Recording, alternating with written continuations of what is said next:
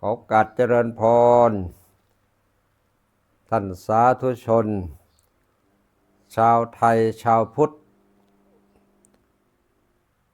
ในวันที่31 ธันวาคมที่เราเรียกว่าวันที่จะสิ้นปีเก่านี้ขอเชิญชวนพี่น้องชาวพุทธชาวไทยทั่วล่าร่วมกิจกรรมสวดมนต์ข้ามปีเสริมสิริมงคลเพื่อถวายเป็นพระราชกุศลแด่องค์พระบาทสมเด็จพระเจ้าอยู่หัว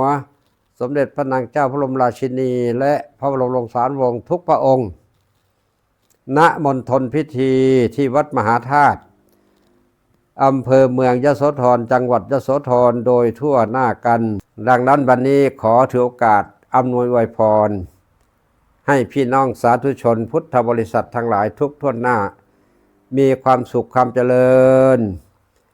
มีชีวิตชีวาที่ดีงามมั่นคงในฐานะการงานตำแหน่งหน้าที่อย่าเจ็บอย่าไข้อย่าป่วยมีอายุวรรณะสุขภาละ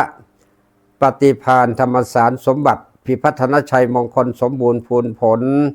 โดยลาภยศสรรเสริญสุขและขอทุกท่านจงสำเร็จผลในสิ่งที่ทุกท่านพึงปรารถนาทุกประการตลอดปีเก่าปีใหม่และปีต่อๆไปด้วยเทอญ